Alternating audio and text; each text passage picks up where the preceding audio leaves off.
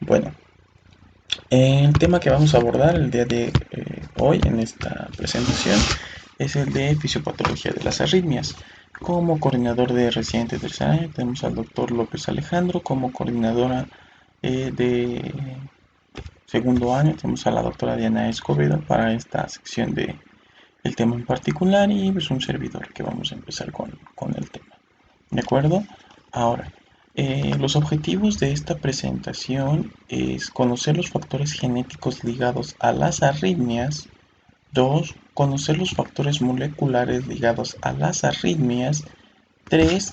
Conocer los tipos de arritmias.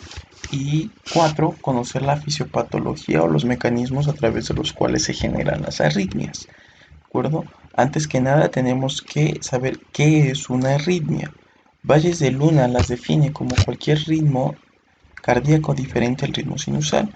Como nosotros sabemos, el ritmo sinusal es aquel dado por el nodo sinusal. En caso de que nosotros tengamos un ritmo no originado en este nodo, lo podríamos considerar como una arritmia.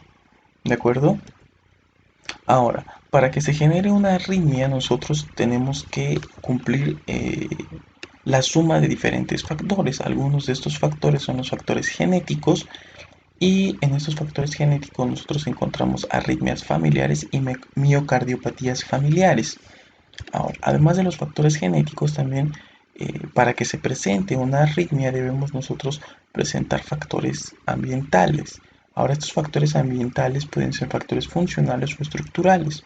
Los factores estructurales hablan acerca de cambios anatómicos o, como su nombre lo dice, a nivel estructural del miocardio que nos pudieran llegar a desencadenar una arritmia. Por otro lado, los factores funcionales son aquellos asociados al funcionamiento o mecanismos eh, funcionales del corazón. Los cambios hemodinámicos y los cambios electrolíticos nos pueden llegar a generar arritmias. En los cambios electrolíticos, quizá alguno de los más representativos es un desequilibrio electrolítico, ya sea secundario a una hipo o hipercalemia.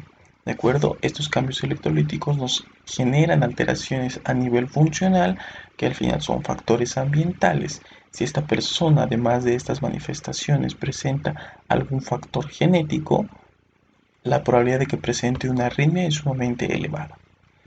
Ahora, tenemos que hacer un recordatorio pequeño acerca de los procesos de herencia. ¿Por qué? Porque esto nos va a dar una idea de algunos trastornos o algunas arritmias familiares.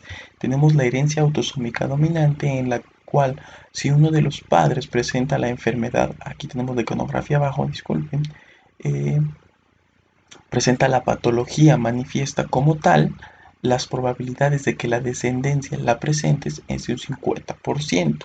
¿De acuerdo? También tenemos la herencia autosómica recesiva. Aquí nosotros sí tenemos a padres portadores del gen de las enfermedades, sin embargo, no la manifiestan clínicamente como tal, es decir, se encuentra en el genotipo más no en el fenotipo.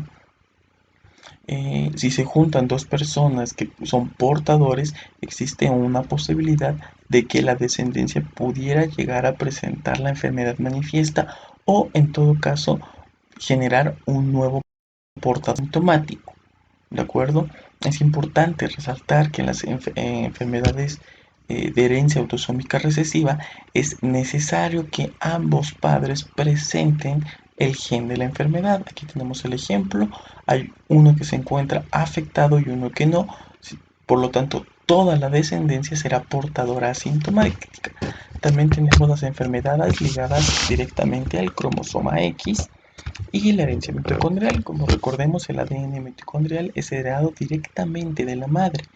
Por lo tanto, los hombres no van a poder transmitir la enfermedad. La van a poder manifestar, más no transmitir. El ejemplo aquí tenemos una madre portadora de patología, un padre no portador de patología. Y bueno, estos presentan descendencia, de los cuales tenemos tanto hombres, el cuadrito, y mujeres, el circulito. Aquí tenemos portador de la enfermedad, sin embargo, no transmite ni siquiera el gen. Por otra parte, la madre portadora de la enfermedad transmite la enfermedad. ¿De acuerdo? Ahora, En cuanto a las arritmias, tenemos ya desde hace algún tiempo conocimiento de algunas arritmias que tienen un componente genético. Estas se han clasificado en miocardiopatía de base o aquellas con una miocardiopatía familiar. ¿De acuerdo? Como podemos ver, existen algunas arritmias ya bastante conocidas como la fibrilación auricular familiar o el síndrome de Wolff-Parkinson-White. ¿De acuerdo? Y en las arritmias con miocardiopatía familiar tenemos la miocardiopatía dilatada, la miocardiopatía hipertrófica. ¿De acuerdo? Aquí nosotros podemos observar qué tipo de herencia, a través de qué tipo de herencia se manifiestan. Tenemos aquellas y en su mayoría tienen una característica de ser autosómicas dominantes. Vemos dos que están ligadas, que se consideran autosómicas recesivas, y tenemos esta especial que es la miocardiopatía dilatada, que se encuentra en múltiples genes, múltiples cromosomas, y en algunos de ellos se manifiesta como autosómica dominante, en otros ligados al ADN mitocondrial y en otros casos ligados al cromosoma X. Nosotros aquí tenemos los cromosomas a través de los cuales los genes afectados van a manifestar la enfermedad. Ahora, aquí tenemos esta pequeña gráfica que nos habla acerca de la transmisión, ¿no? Tenemos algunos trastornos de tipo monogenético, es decir, aquellos que van a presentar la herencia mendeliana, como lo acabamos de ver, y aquellos que son oligogenéticos, es decir, para que la enfermedad se manifieste tiene que haber eh, alteraciones en múltiples genes, ¿de acuerdo? Algunos ejemplos de enfermedades monogenéticas, y por otra parte de enfermedades oligogenéticas tenemos el síndrome de QT largo, ¿de acuerdo? Y aquí tenemos una nueva propuesta sobre la clasificación que se le debe hacer a las enfermedades desde el componente genético, ¿de acuerdo? Los síndromes genéticos asociados al genotipo tenemos aquellos en los que se altera el gen SCN5A y nos pueden llegar a generar una variedad de síndromes arrítmicos, ¿no? El síndrome o enfermedades arrítmicas más que síndromes arrítmicos, disculpen. Síndrome de QT largo congénito. También tenemos aquellos eh, síndromes, aquí son genotipos asociados, las calmodulinopatías, que están asociados a los segundos mensajeros de la calmodulina, la tarea de knockout, y aquellos asociados a los genes ANK2. Ahorita vamos a profundizar un poquito más en lo que viene siendo el gen SCN5A y en los genes ANK2 y KCNJ2. ¿De acuerdo? Aquí es donde vamos a profundizar. Ya hemos nosotros identificado de forma plena los genes asociados a los diferentes tipos de canales eh, iónicos para las arritmias, ¿de acuerdo? Aquí, por ejemplo, nosotros lo que les comentaba, el gen 5CN5A se encuentra asociado a los canales de potasio de las corrientes de entrada y se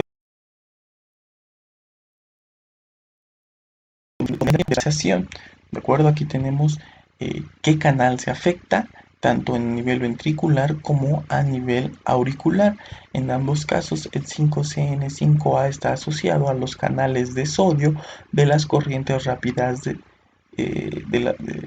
la entrada, los canales de entrada rápida de sodio que nos generan la despolarización inicial, ¿no? Entonces, ¿qué va a suceder si nosotros tenemos alterado este gen?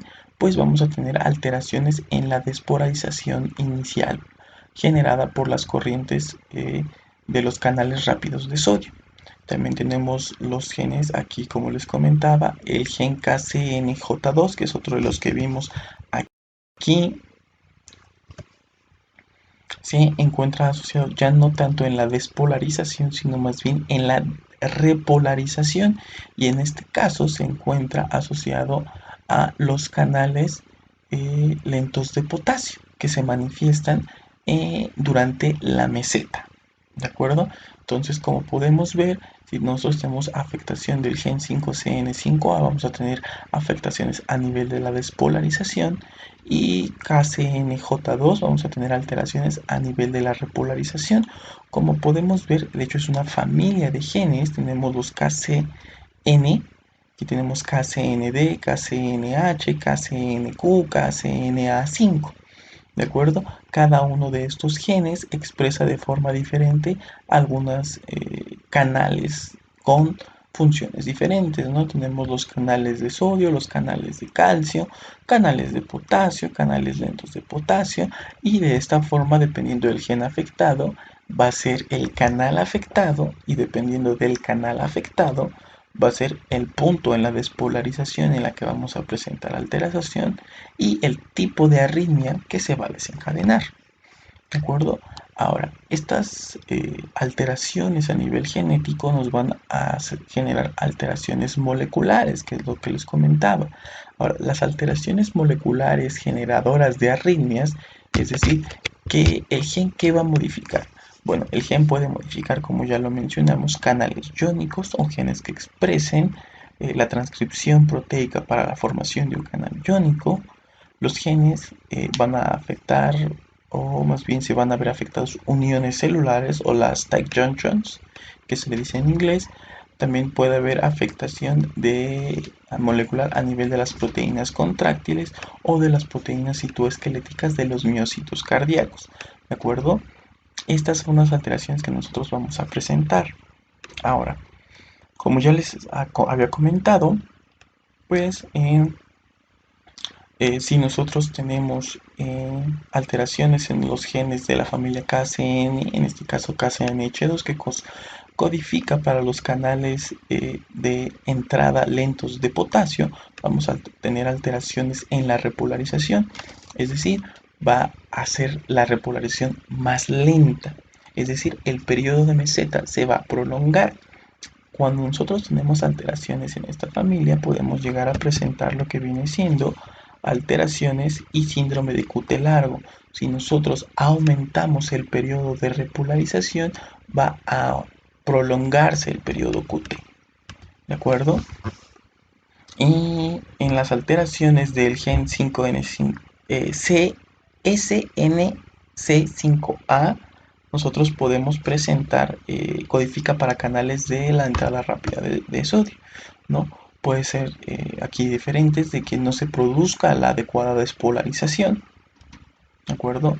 También tenemos alteraciones a nivel de las proteínas intracelulares, aquí proteínas contráctiles específicamente, ¿de acuerdo? Aquí nosotros tenemos el gen NCX. Este gen, esta manifestación, va a generar de alguna forma fugas de calcio. ¿De acuerdo? Estas fugas de calcio van a aumentar la polaridad a nivel intracelular, lo que va a hacer que el potencial de acción se genere antes. ¿De acuerdo? ¿Por qué? Porque si nosotros aumentamos la polarización, o más bien el calcio intracelular, el potencial de acción de la membrana se reduce. Entonces vamos a poder tener postpotenciales. Bueno, ahorita vamos a ver lo que es un postpotencial tardío. Ahora, eso es en cuanto a las manifestaciones genéticas y moleculares de las arritmias. Ahora, las arritmias nosotros las vamos a dividir en dos, ¿no? Una arritmia, como vimos, es cualquier ritmo diferente al sinusal. Estos ritmos diferentes al sinusal se pueden llegar a generar, o más bien se van a dividir en trastornos asociados a la formación de impulsos o los trastornos de la conducción de impulso, es decir, ya sea en la formación del impulso mismo o en cómo se conduce a través de los sistemas de conducción del miocardio, ¿no? Aquí tenemos un ejemplo. En la activación normal nosotros tenemos el nodo sinusal, se activa de forma inicial y se genera una despolarización a través de los sistemas de conducción. ¿De acuerdo? Aquí tenemos las de His, la división de la rama derecha, rama izquierda, fascículo anterior, fascículo posterior, ¿no? Cuando tenemos la fibrilación auricular, que es un tipo de arritmia, nosotros podemos visualizar de que hay múltiples focos donde se genera el impulso. Esto se considera un trastorno en la información de impulsos. ¿De acuerdo? Los trastornos en la conducción del impulso, las manifestaciones más comunes que tenemos son los bloqueos. ¿De acuerdo? El impulso se genera de forma adecuada, sin embargo, hay ya sea un bloqueo anatómico o funcional en el sistema de conducción. También los trastornos de la conducción de impulso se van a asociar a los fenómenos de reentrada que vamos a ver más adelante. ¿No? Perdón, trastornos de conducción. En cuanto a los trastornos de formación de los impulsos, eh, se van a caracterizar por alteraciones del automatismo o actividades encadenadas. ¿De acuerdo? Y bueno, ahora vamos a avanzar un poquito.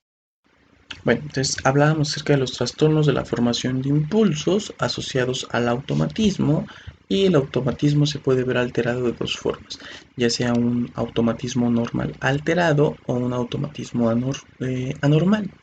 Tenemos que recordar que en condiciones normales las células del nódulo sinoauricular son las que poseen la frecuencia de descarga más elevada, por lo tanto son los que van a determinar eh, la frecuencia, ¿no? Y la generación de impulsos inicial. Ahora, tenemos que recordar lo siguiente: la frecuencia de descarga está determinada por la interacción de tres factores diferentes. Eh, el, el potencial diastólico máximo, el potencial umbral al que se inicia el potencial de acción y la rapidez o pendiente de despolarización de la fase 4 del potencial de acción, ¿de acuerdo?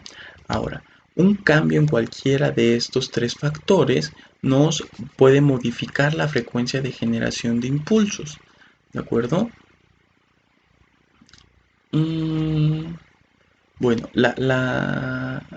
en lo que viene siendo el automatismo normal alterado, tenemos que entender cómo es que se puede alterar el automatismo, ¿no? Tenemos la alteración que se puede dar ya sea por el sistema nervioso autónomo, que es el que controla la actividad del marcapasos, y puede ser modulada a través de diferentes factores, ya sea como factores sistémicos, anomalías metabólicas o alguna sustancia endógena o incluso exógena, alguna clase de fármaco.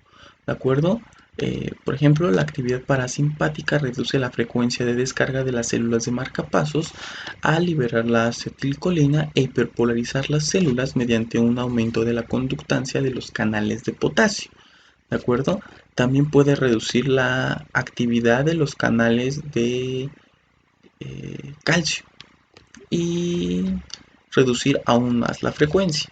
¿De acuerdo? Entonces, eh, cuando nosotros vamos a poder tener arritmias asociadas a trastornos de la formación de impulso, cuando haya alguna situación en la que los niveles de acetilcolina pudieran llegar a aumentar. ¿De acuerdo? Algunas de las anomalías metabólicas que nos pueden generar alteraciones en el automatismo normal son la hipoxia, la hipopotasemia, son algunos trastornos degenerativos que afectan el sistema de conducción cardíaco también pudieran llegar a generar supresión de las células marcapasos sinusales, y eso daría lugar a bradicardia sinusal o incluso de que eh, deje de funcionar, que el impulso a nivel del nodo sinusal se deje de generar. ¿De acuerdo? La característica distintiva del automatismo normal alterado es que se suprime por sobreestimulación. ¿De acuerdo? ¿Qué significa? La sobreestimulación de las células de marcapasos a una frecuencia más rápida que su frecuencia intrínseca eh, puede originar una disminución de la pendiente de la fase 4. ¿De acuerdo? Que se produce principalmente por la potenciación de la actividad de la bomba de intercambio de sodio-potasio. Una vez que nosotros dejemos de sobreestimular estas células, sucede algo que se conoce como el retorno a la frecuencia de descarga normal. Nosotros aquí, ¿cómo lo traducimos, no? O sea, la frecuencia de descarga normal del nodo sinusal sabemos que va de 60 a 100 latidos por minuto. Si nosotros tenemos alguna alteración, ya sea metabólica, por acetilcolina, que nos altere el automatismo, si nosotros sobreestimulamos estas células, vamos a observar que el automatismo va a regresar a la normalidad. Bueno, entonces, como comentábamos, el automatismo anormal se puede presentar cuando tenemos, digamos, focos ectópicos, ¿no? Alguna célula miocárdica que no es una célula marcapasos como tal, sin embargo, en algunas ocasiones pueden llegar a presentar eh, actividad, ¿cómo se llama? De automatismo, ¿no? Hay algunas células que por motivos diferentes pueden llegar a... Y bueno, eso respecto al automatismo normal, ¿no? Ahora, como les comentaba, existían tres factores que nos pueden llegar a modificar el automatismo, ¿no? Estos mecanismos de aumento del automatismo, aquí tenemos cómo se encuentran de forma normal, ¿no? El voltaje cero, el umbral y el potencial diastólico de membrana, ¿de acuerdo? En el caso de B, nosotros podemos ver aquí qué es lo que está sucediendo. eh, el aumento del umbral de voltaje. ¿De acuerdo? ¿Qué significa? Como podemos ver en el A, el umbral de voltaje se encuentra un poco más elevado. Nosotros al disminuirlo hacemos que se presente un latido de forma prematura, es decir, aumentamos el automatismo. ¿De acuerdo? Aquí en la figura C, como nosotros alteramos el automatismo, existe una disminución del potencial diastólico de membrana. ¿De acuerdo? Como podemos ver, el potencial diastólico de membrana es este. Entonces, si nosotros lo bajamos tantito, vamos a hacer que inicie un poco antes el latido. Aquí, ¿de acuerdo? Y finalmente, en la figura D, nosotros podemos visualizar un aumento de la pendiente de la despolarización de fase 4. ¿De acuerdo? Aquí como nosotros visualizamos aquí este pendiente, como podemos ver, se inicia antes, ¿no? Bueno, vamos a hablar sobre los trastornos de formación de impulso secundarios a la actividad desencadenada, ¿de acuerdo?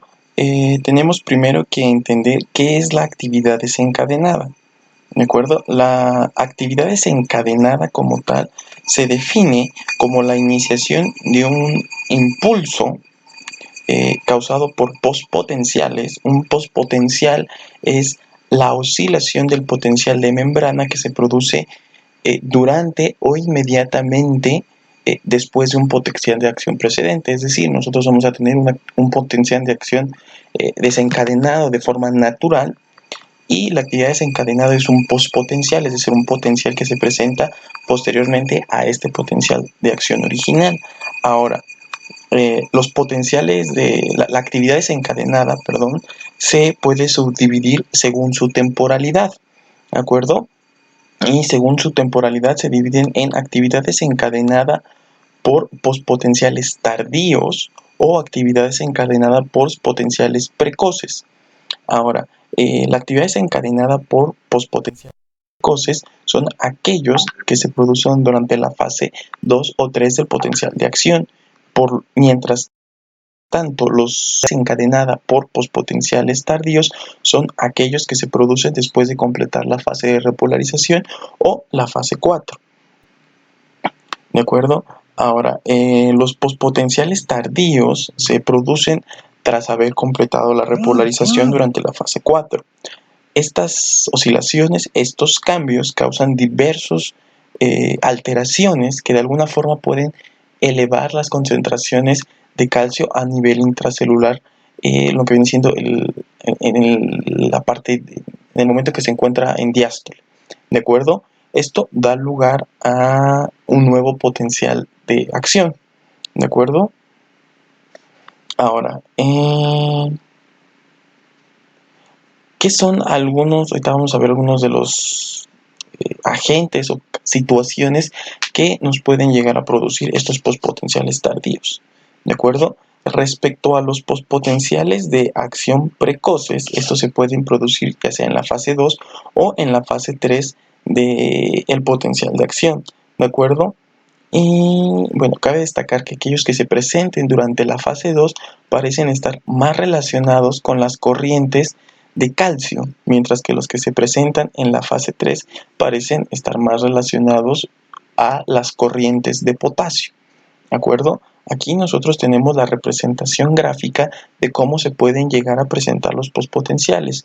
De forma inicial tenemos un postpotencial precoz que se puede observar en la fase 2, un postpotencial precoz de la fase 3 y un postpotencial tardío, es decir, posterior a que se terminó la repolarización. ¿De acuerdo?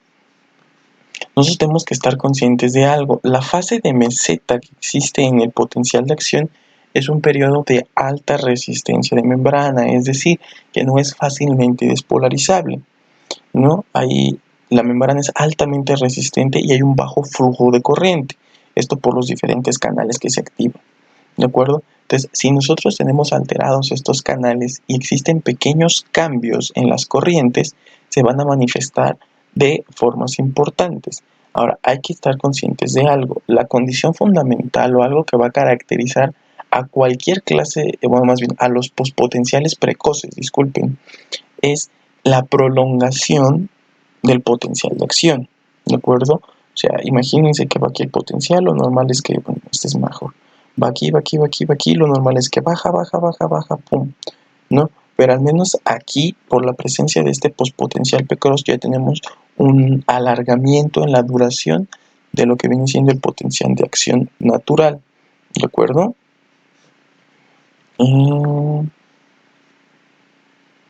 Quizá el ejemplo más común de una arritmia generada por un postpotencial precoz es el síndrome de Cutelaro, ¿de acuerdo? Ahora vamos a ver la siguiente. ¿Cuáles son algunos de los elementos que nos pueden llegar a generar postpotenciales tardíos? Fármacos, ¿no? Isquemia y la función anormal del retículo sacoplásmico. Como les comenté, estos pueden estar asociados a las corrientes de calcio, de igual forma a la elevación intracelular de calcio posterior a la repolarización. Entonces, si tenemos una función anormal del retículo sacroplásmico, pues vamos a tener postpotenciales, ¿no? De igual forma, tenemos los postpotenciales precoces, tenemos que se pueden desarrollar ya sea por fármacos, la disminución de la frecuencia cardíaca, una distensión mecánica, hipoxia, hipocalemia, ¿de acuerdo? Y la hipocalemia, recordemos, uno de los cambios electrocardiográficos que podemos ver en la hipocalemia es el ensanchamiento del complejo QT, ¿de acuerdo? Ahora, ¿cuáles son estos tipos de fármacos que nos pueden llegar a inducir postpotenciales precoces? Bueno, tenemos los fármacos antiarrítmicos de la clase 1A, fármacos antiarrítmicos de la clase 1B, los fármacos antiarrítmicos de la clase 3. También las fenotiacinas, antidepresivos tricíclicos y tetracíclicos, eritromicina, antihistamínicos, cesio, amilorida y bario. ¿De acuerdo? Ahora, ya vimos lo que vienen siendo los trastornos en la formación del impulso. Ahora vamos a ver lo que son las arritmias generadas por trastornos de la conducción del impulso. Estos trastornos de la conducción de impulso se pueden generar bajo dos circunstancias particulares, que ya sea un bloqueo a cualquier nivel del sistema de conducción y pueden ser de tipo auriculoventricular o incluso de rama, ¿de acuerdo? Ahora, ¿cuáles son algunos de los factores que pueden determinar la velocidad y la velocidad de conducción del impulso y que se produzca o no de forma satisfactoria tal conducción, ¿no? Existen propiedades tanto activas como pasivas de la membrana y también tanto de las células como tal, ¿no? En este aspecto, las uniones GAP o las uniones GAP desempeñan un papel fundamental en la velocidad y seguridad de la propagación del impulso.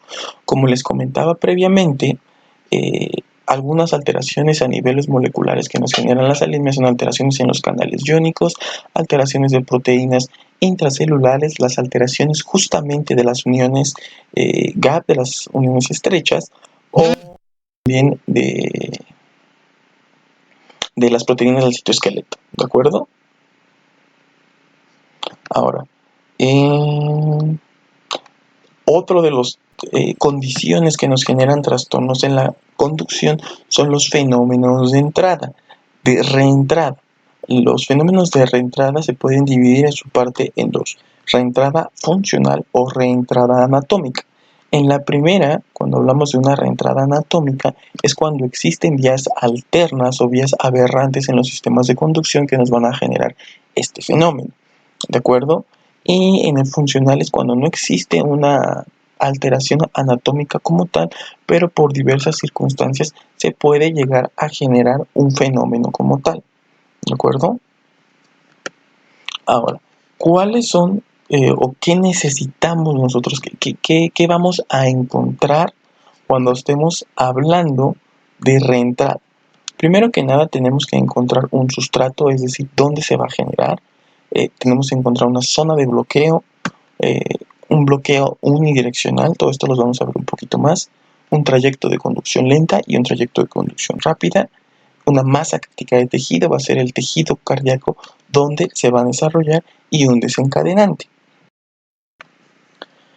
Ahora, en cuanto al fenómeno de reentrada, tenemos la reentrada anatómica o clásica, como hablamos, que esta se caracteriza porque justamente existe un obstáculo anatómico no excitable, ¿no? Y está rodeado por una vía circular en la que la parte, digamos, de enfrente de la puede reentrar y crear un circuito. Aquí tenemos la representación gráfica, ¿no? Tenemos una onda entrante, tenemos un circuito y además de esto tenemos un bloqueo anatómico, ¿de acuerdo? Ahora, la existencia de este bloqueo anatómico genera la existencia de dos vías, ¿de acuerdo? Es decir, y aparte es una de las características que hablamos, se va a tratar de un bloqueo unidireccional, que significa que solo va a bloquear en una sola dirección.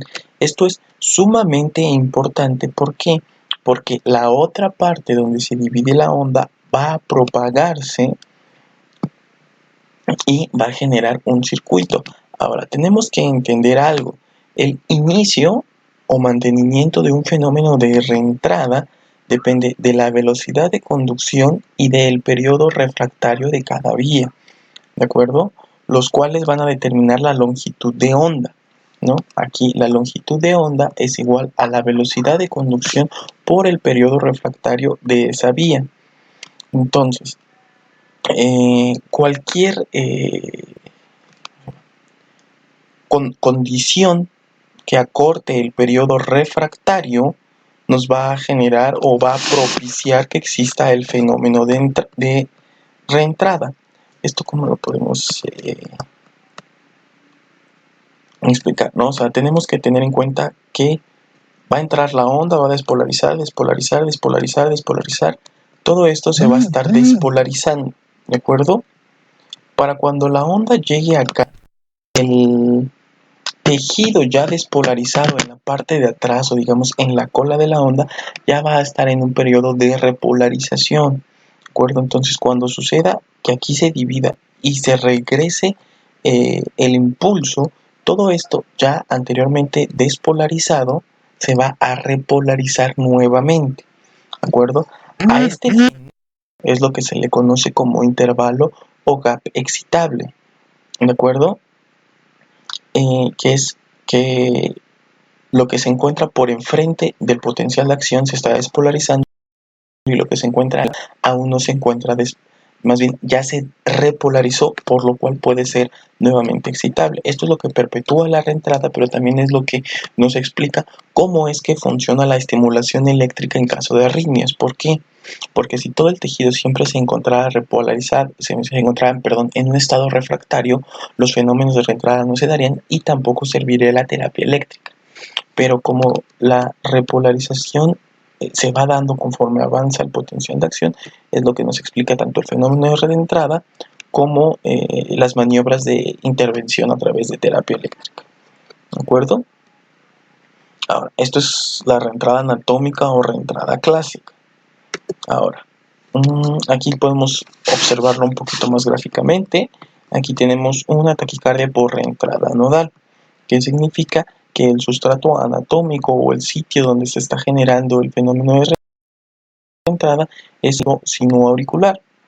¿De acuerdo? Aquí, como podemos observar, tenemos un circuito, tenemos la entrada de un potencial de acción, entra, y la generación del circuito hace que vuelva a salir por la misma entrada. Aquí, a nivel global, se inicia aquí, están las flechas, indican en el nodo sinoauricular. Avanza, sin embargo, todo esto que ya se despolarizó puede hacer que ya se despolarizó y repolarizó. Cuando dé la vuelta el potencial de acción, va a repolarizar hacia arriba y va a volver a activar todo esto, lo que va a generar otro potencial de acción, y por eso se va a generar la taquicardia. ¿De acuerdo? Aquí tenemos, este es solo un ejemplo. En la taquicardia por reentrada nodal típica, la conducción anterógrada por la vía auricoventricular lenta y la conducción retrógrada por la vía rápida. La onda P puede no llegar a verse y puede ser visible justo después del complejo QRS y parece una pseudo R en la derivación B1. ¿De acuerdo? Sería como algo aquí. Ahora, en cuanto hablamos de reentrada funcional, nosotros tenemos que entender que existen diferentes tipos de reentrada funcional. La primera de estas, o la más característica, es el circuito guía. Tenemos una reentrada funcional en 8, en espiral y la anisotrópica. Entonces vamos a profundizar un poquito más en el circuito guía, en 8 y en espiral. ¿De acuerdo? Y bueno, también tenemos la entrada funcional. Aquí tenemos el ejemplo del circuito guía. ¿En qué consiste este tipo de entrada funcional? Bueno, consiste en que tenemos un núcleo central, que sería este que está aquí, el cual se mantiene en un estadio refractario, ya que es continuamente bombardeado por impulsos. ¿Qué significa? Al encontrarse este núcleo central en un estado refractario absoluto, aquí sí no hay posibilidad de una despolarización.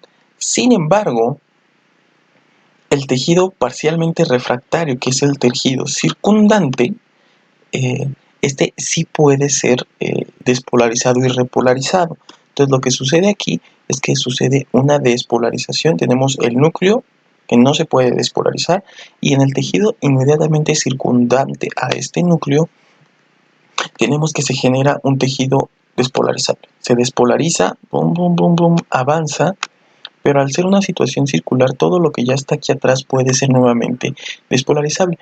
Hay que entender que esta forma se genera justamente por lo que hay en el centro, ¿no? Es como en la entrada anatómica o clásica, que tenemos justamente aquí, nomás aquí es una situación anatómica, aquí es una situación funcional, ¿de acuerdo? En la cual, por diferentes motivos, este núcleo no puede ser despolarizado, ¿no?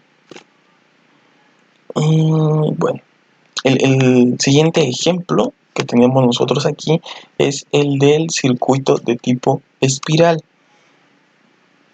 Las ondas espirales pueden producir una amplia variedad de entornos en los que existe tejido excitable. Tenemos que considerar que aquí no hay, digamos, un núcleo como tal, y además la propagación puede ser en una dirección tridimensional, ¿de acuerdo? Simplemente imaginen que tenemos un punto no expresado en un centro pequeño y hay ondas que giran alrededor de este núcleo en una forma tridimensional. ¿de acuerdo? Esta variación de las ondas, tanto a nivel tridimensional, es lo que nos puede generar en ocasiones taquiarritmias polimórficas, ¿de acuerdo? También nosotros tenemos lo que viene siendo en 8, que es básicamente una situación en la que nosotros tenemos dos núcleos no despolarizables que imaginen que tenemos dos circuitos guías juntos, ¿no? Entonces lo que sucede es que tenemos un punto central donde estos circuitos se unen y la onda de uno de los circuitos penetra en otro del circuito, generando así una perpetuación en 8, ¿de acuerdo? Y el otro tipo de reentrada funcional, que es la reentrada anisotrópica. Aquí hace referencia a la dependencia en la velocidad de conducción, ¿de acuerdo? La velocidad de propagación de los potenciales de acción tenemos que estar conscientes que lo hacen en la misma dirección que el músculo cardíaco y depende de la organización de los miocitos a nivel longitudinal, además de que existe una distribución no uniforme en el miocardio de las uniones gap, ¿de acuerdo? ¿Qué significa? Que la velocidad con la que se conduce de forma longitudinal y de forma transversal en el corazón no es igual. La diferencia en la velocidad de propagación del impulso hace que el impulso más rápido a nivel longitudinal tenga porciones repolarizables en la parte de atrás o en la parte inicial del impulso. Y si tenemos un impulso más lento a nivel transversal, que significa que para cuando se avance el potencial de acción longitudinal va a haber una porción ya despolarizada que se repolarizó, y el impulso lento transversal va a tener la capacidad de volver a repolarizar esa sección. ¿De acuerdo? Ahora, también tenemos que entender que la reentrada se perpetúa de alguna forma, o hay algunos fenómenos que se pueden llegar a presentar en el suceso de reentrada. En esto tenemos lo que viene siendo el reciclaje, el encarrilamiento y la fusión.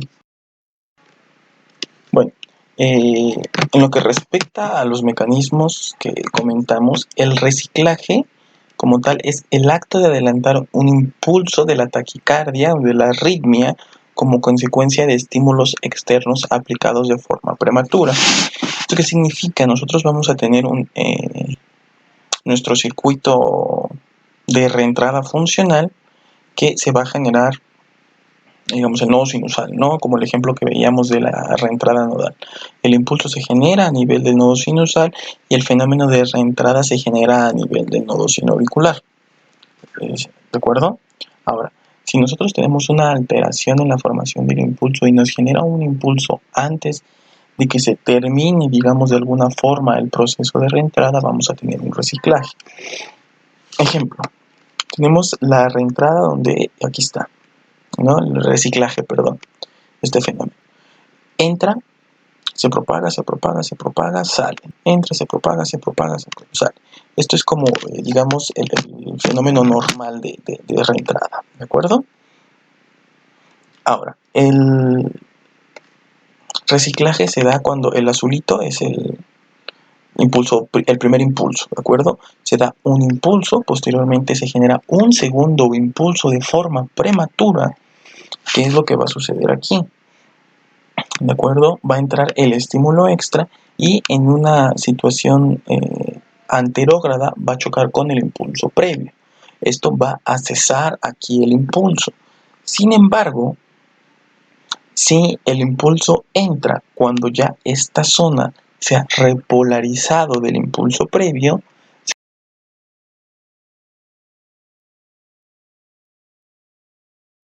se va a efectuarse de esta forma la reentrada, ¿de acuerdo? Aquí tenemos el ejemplo. Circuito guía normal, potencial de acción normal, sobreestimulación eléctrica, cesa el potencial de acción previo, sin embargo, al estar esta zona ya repolarizada, se despolariza, se recicla, lo que significa que va a continuar el impulso, va a salir y se va a seguir perpetuando el fenómeno de reentrada. Sin embargo, existe, y es el principio por el cual se maneja la terapia eléctrica de alguna forma, es si se sincroniza este estímulo extra con el periodo refractario absoluto, entonces va a haber una interrupción. ¿A qué me refiero? Para que haya reciclaje, esta zona ya tiene que haber sido despolarizada y se tiene que haber repolarizado. Sin embargo, si entra el estímulo y esta zona ha sido despolarizada, mas no ha sido repolarizada y se encuentra en periodo refractario, el impulso en dirección anterógrada va a chocar con el potencial de acción, se va a interrumpir, no va a haber salida del impulso del circuito de reentrada, no va a haber reciclaje y dado que esta zona de tejido se encuentra completamente en estadio refractario, el impulso va a chocar aquí y no va a propagarse. Esto va a suspender el reciclaje y el fenómeno de reentrada. Se va a dar una interrupción, ¿de acuerdo? Ahora, el otro fenómeno que nosotros tenemos es el de fusión. Aquí nosotros vamos a tener que va a tener una morfología en el electrocardiograma como mixta, ¿de acuerdo? Pues se va a observar un complejo estimulado y un complejo de taquicardia. Ahora, ¿esto cómo va a suceder? La onda de estimulación debe salir antes. Tenemos un estímulo original, ¿de acuerdo? Va a entrar el potencial de acción, se va a entrar en el circuito de reentrada. Sin embargo, la salida se tiene que dar antes de que exista una despolarización completa, es decir, está el estímulo, el fenómeno de salida entra y aquí vamos a encontrar ambos estímulos de forma simultánea. A nosotros encontrar el estímulo de la reentrada y el estímulo original juntos, se va a fusionar, ¿de acuerdo? Okay. En esta tabla lo que nosotros podemos observar son algunas maniobras que nos van a permitir diferenciar qué tipo de mecanismo es el que está generando de alguna forma la arritmia, ¿de acuerdo? Ahora, de primera instancia tenemos las maniobras de diferenciación, los mecanismos de la arritmia que hablamos, automatismo, actividad desencadenada o los fenómenos de reentrada. Ahora, la iniciación mediante una estimulación eléctrica programada, ¿de acuerdo? ¿Qué significa? Si nosotros hacemos una estimulación eléctrica programada, ¿va a tener alteraciones a nivel del automatismo? Sí. Perdón, no. Mientras tanto, en la actividad desencadenada, sí, como nosotros vimos la actividad desencadenada, puede tener ¿no? iniciación mediante estímulos extra. Y en los fenómenos de reentrada también, lo acabamos de ver. Se puede interrumpir la arritmia mediante una actividad eléctrica programada. No, en el automatismo no hay forma de interrumpirla por actividad eléctrica. En la actividad desencadenada en algunas ocasiones y en la reentrada sí. Ya lo vimos nosotros en la interrupción. Si este estímulo externo es actividad eléctrica programada, se puede interrumpir.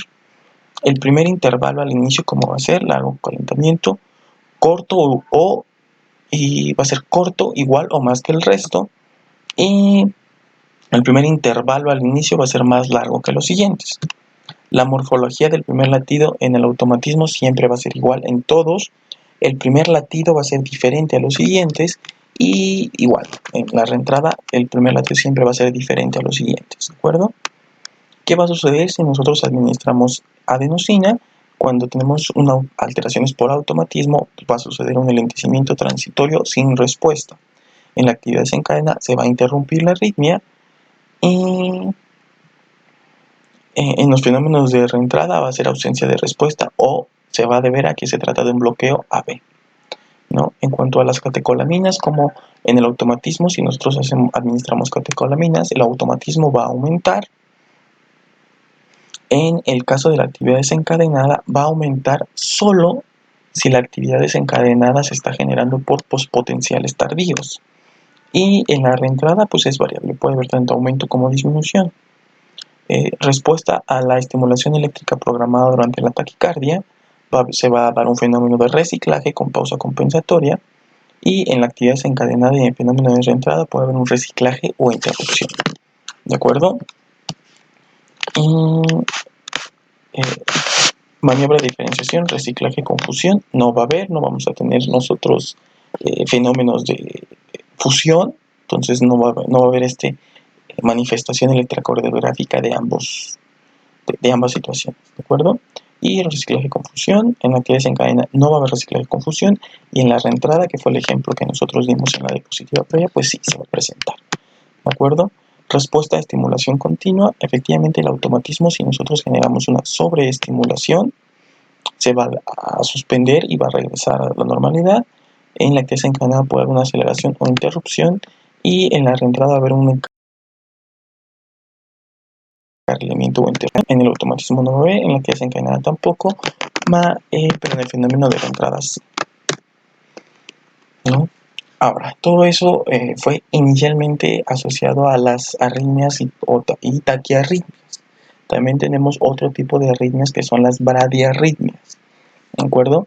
Las bradiarritmias se van a generar por dos situaciones: fallos en la generación del impulso o fallos en la propagación del impulso, ¿no? Como vimos en los otros tipos de arritmias, estábamos hablando de igual forma en alteraciones en la formación de los impulsos o procesos de alteraciones ¿cómo se llama? En las vías de conducción. Ahora, en cuanto a los fallos de generación del impulso, vamos a encontrar las dos causas, o los dos elementos van a ser que no hay un impulso, ya que las células marcapasos no lo generan, o existe una supresión de las células marcapasos. En cuanto a los fallos en la propagación del impulso, vamos a tener anomalías en la velocidad de la conducción, o que se van a presentar estados refractarios, ¿de acuerdo? Ahora, en la siguiente imagen se puede graficar, o más bien es la representación gráfica de qué es lo que sucede, ¿no? Tenemos aquí la conducción normal, impulso, impulso, impulso, bla, bla. Luego aquí tenemos supresión del automatismo, ¿no? Y un bloqueo en la conducción, que son básicamente los mecanismos por los cuales se puede generar una bradiarritmia.